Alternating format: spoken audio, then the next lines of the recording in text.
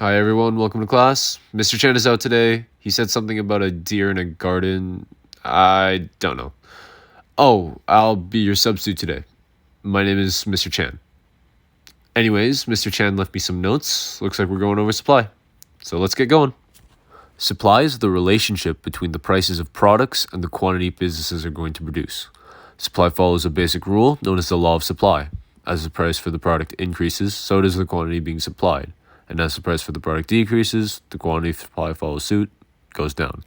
If we translate this to a graph, unlike demand, we will get an upward sloping supply graph. Remember, just like in demand, changes in price will only cause movements along the pre-existing supply curve and will not shift altogether. This is called a change in quantity supplied. As for actual changes in supply, better known as shifters or determinants, supply has 6 types to watch out for. These include the change in price of resources, change in the seller's expectations, change in technology, government action, change in number of suppliers, and finally, the change in price of other goods.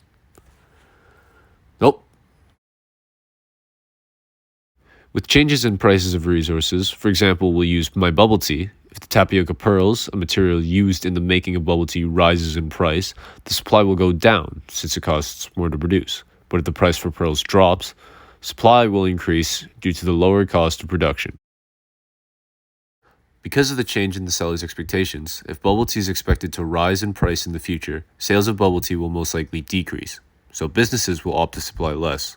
But for the reverse, if bubble tea prices are projected to fall, the demand will increase. So to match up, businesses will increase supply.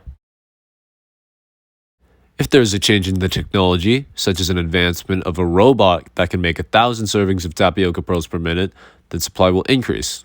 But say the machine breaks down or stops working, then supply will decrease. With government actions, there are 2 main reasons that supply will shift. If there are taxes on the products, such as tax on the milk in my bubble tea, the supply will go down. If the government provides subsidies, that'll be an increase in supply due to input of resources. With the change of suppliers, if there are fewer businesses to fuel my boba craving, supply increases, and if there are more suppliers, supply will decrease.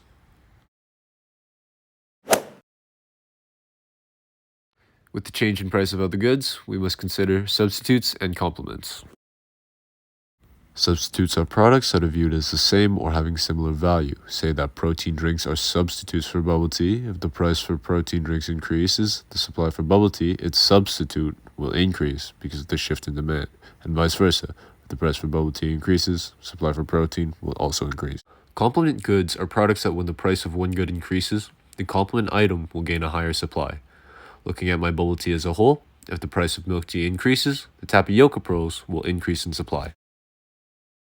Those were all 6 of the determinants that will cause shifts in the supply curve. If we draw them out on graphs, when supply increases, the curve will shift to the right.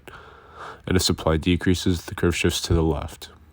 Remember, the shifts only go left and right, not up and down. Looks like that's the end of class. Thanks for listening.